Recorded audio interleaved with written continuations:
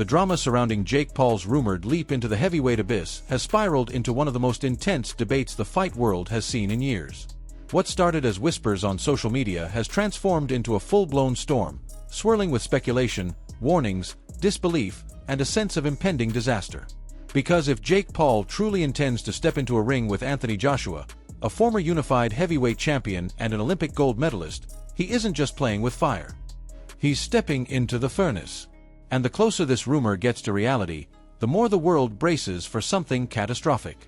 As the story spread, the reaction from fight analysts wasn't mild concern or cautious optimism. It was pure shock. Joe Rogan immediately warned that Jake Paul is wandering into extremely dangerous territory by even entertaining the idea of facing Joshua. Rogan made it clear that there are levels in combat sports, and Joshua stands on one of the highest. This is a man whose knockout power is legendary, whose punches can flatten giants, and who once sent Francis Ngannou crashing to the canvas in a way no one had ever seen before. To Rogan, this isn't just a mismatch. It's a potential mauling waiting to happen, a scenario where Joshua tries to make an example out of Jake for daring to call out elite champions as if they were stepping stones. Wade Plemons took that warning a step further. He didn't just question Jake's decision-making. He questioned his survival. To Plemons, Jake Paul fighting Anthony Joshua isn't a bold business move or a gutsy underdog story. It's a life-threatening gamble. Jake walks around at 90 kilograms, while Joshua fights at around 111 kilograms. That isn't a small gap. That's a weight class canyon. Plemons emphasized that Jake has never been hit by someone who punches like a freight train, someone who spent over a decade fighting the most dangerous men in the world. And if Jake takes one wrong shot, his career may be the least of his worries. But the strange part is how real this rumor feels.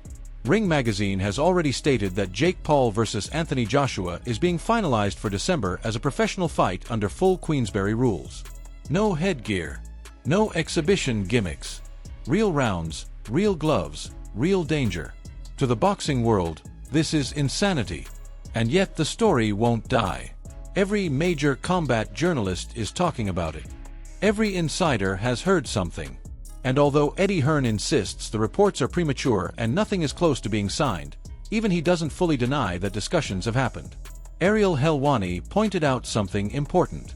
When rumors gather this much momentum, when so many credible voices start circling around the same story, it usually means something is happening behind the scenes.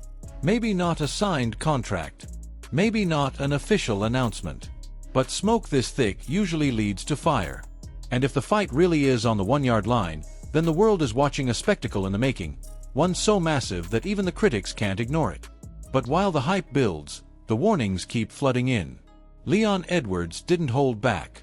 From his perspective, if Anthony Joshua doesn't knock Jake Paul out within 2 rounds, the fight would have to be fixed. That is how enormous the gulf is between them. Edwards knows the violence Joshua brings into the ring. He felt the shock the world felt when Joshua dismantled Ngannou. To him, a man with Jake's experience stepping up to a heavyweight monster isn't bravery. It's madness. The connection to Francis Ngannou is crucial.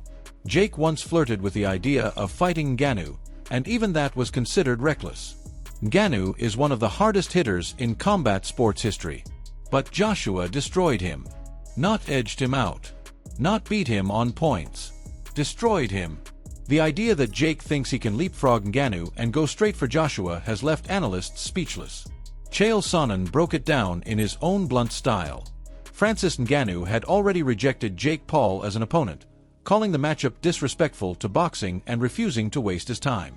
And now Jake wants Joshua, a man whose achievements, pedigree, and lineage put him miles above Francis. To Chael, the entire idea exposes a deep delusion.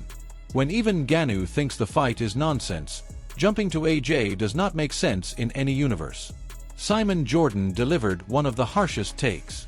To him, the entire concept is stupid, ridiculous, and dangerously irresponsible. Joshua is a 2-time heavyweight world champion who fought at the highest level for a decade. Jake Paul, meanwhile, is a YouTuber-turned-boxer with a handful of wins over aging MMA fighters and smaller opponents. Jordan argues that this kind of circus fight may fill the bank accounts of everyone involved, but it does nothing for the sport. It only threatens Jake, cheapens heavyweight boxing, and turns the whole thing into a spectacle with no competitive legitimacy. Tony Bellew echoed the same outrage. Bellew insists boxing has systems, rules, and safeguards designed to protect fighters. Yet none of those systems are built to justify a mismatch this extreme. Size matters. Weight matters. Power matters. Experience matters. And Jake Paul simply has none of the attributes needed to safely enter a ring with a man like Joshua. Bellew made it clear that he won't believe the fight is real until both men actually touch gloves inside the ring. Even former champions and analysts agree on one thing. If this fight happens, it is one of the most dangerous mismatches boxing has ever seen. Jake may believe he has a puncher's chance, but Joshua's chin, power, and ring IQ exist in an entirely different universe. And yet, beyond the fear, beyond the doubt, beyond the criticism, the business side of boxing looms large. This is a massive event. It's Netflix. It's global. It's the kind of money that can harden resolve and silence reason. Those who know the economics of combat sports understand that fighters at the later stages of their careers often gravitate toward big paydays, not legacy fights. And Joshua, despite being a legend, is no exception to the gravitational pull of generational money. But with all the warnings stacked high, analysts have proposed special conditions if the fight must proceed. Heavier gloves, fewer rounds, weight adjustments, modified rule sets, even headgear. Anything to reduce the danger Jake Paul willingly stepped into. Yet even with those safeguards, everyone admits the risk remains enormous. Because Joshua is still Joshua. A 6'6" monster. An Olympic champion. A knockout artist. A man whose punches end nights, careers, and sometimes hopes. And Jake Paul is still Jake Paul. A bold entertainer. A risk-taker. A promoter's dream. But not a heavyweight boxer. Not a veteran. Not someone built to survive 12 rounds with a man like Anthony Joshua.